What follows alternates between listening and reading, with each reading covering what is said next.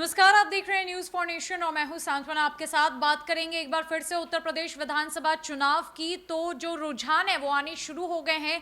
बात करें अगर कुंडा विधानसभा क्षेत्र की तो राजा भैया वहां से चुनावी मैदान में है। वो अपनी पार्टी के तरफ से उम्मीदवार के तौर पर खड़े हुए हैं और जो कभी उनके शागिर्द हुआ करते थे, जो कभी उनके दाहिने हाथ माने जाते थे, यानी कि गुलशन यादव इस बार चुनावी मैदान में ठीक राजा भैया के विरोध में खड़े हुए हैं। आपको बता दें एक बार फिर से कि गुलशन यादव समाजवादी पार्टी के प्रत्याशी बने हुए हैं और ऐसा अब जिस तरीके से जो वोट्स आ रहे हैं वैसा लगता हुआ अब नजर आ रहा है कि गुलशन यादव राजा भैया का इतनी आसानी से पीछा छोड़ने वाले नहीं है। हालांकि राजा भैया अभी भी 6000 वोट से लीड कर रहे हैं, लेकिन क्या कुछ करंट पोजीशन कह रही है राजा भैया की? क्या अभी भी बाजी पलट सकती है या फिर राजा भैया ही वहां से लीड करेंगे?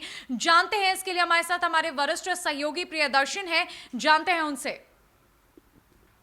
कुंडा विधानसभा की जो अभी मौजूदा स्थिति है वहाँ पे फिलहाल राजा भैया 5000 से ज़्यादा वोटों से बढ़त बनाए हुए हैं। लेकिन सबसे बड़ी बात है कि गुलशन यादव जो शुरुआती दौर में काफ़ी पीछे रह गए थे, एकाएक उन्होंने अच्छी वापसी की है और वह जो अभी तक के जो मतगणना हुई है उस मतगणना के बाद राजा भैया को एक कड़ी चुनौती देते दिख रहे हैं। तो अभी यह कहना तो बिल्कुल सही बात, जल्दबाजी है कि कौन वहाँ चुनाव जीतेगा। लेकिन जिस तरीके से गुलशन यादव ने वापसी की है, जिस तरीके से गुलशन यादव तेज़ी से आगे बढ़े हैं और खास करके सबसे बड़ी बात है कि जो राजा भैया का जो माना जा रहा था कि वो बड़ी जीत हासिल करेंगे, तो फिलहाल बढ़त जरूर बनाए हुए हैं, लेकिन बड़ी बढ़त बनाने हुई जो बात है वैसी कोई बात नहीं दिख रही है। तो क्या अभी भी बाजी पलट सकती है या फिर जो जो जातीय समीकरण है उस हिसाब से आप क्या कहना चाहेंगे कि ये यानी कि यादव वोट बैंक है वो ज्यादा भारी पड़ने वाला है या फिर राजा भैया ज्यादा भारी पड़ने वाले हैं? देखिए, जो कुंडा विधानसभा क्षेत्र है, कुंडा विधानसभा क्षेत्र में यादवों की अच्छी खासी संख्या है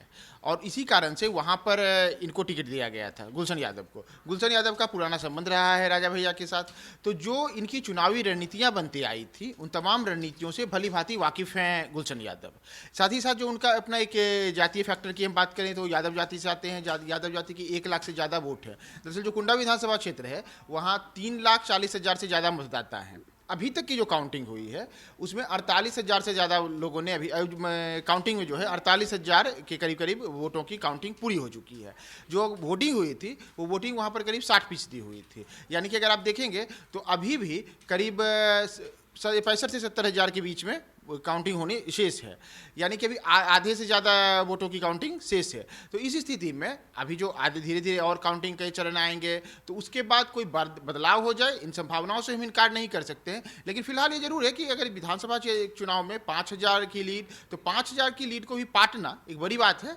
लेकिन तो आगे जो अभी 1-2 और राउंड की जब काउंटिंग हो जाएगी उसके बाद ये पता चलेगा कि क्या सच में गुलशन यादव इन्हें राजा भैया को बड़ी चुनौती दे रहे हैं या नहीं दे रहे हैं। फिलहाल तो यह जरूर है कि राजा भैया 5000 वोटों के साथ आगे हैं और यही स्थिति रही तो गुलशन यादव के लिए बड़ी चुनौती रहेगी।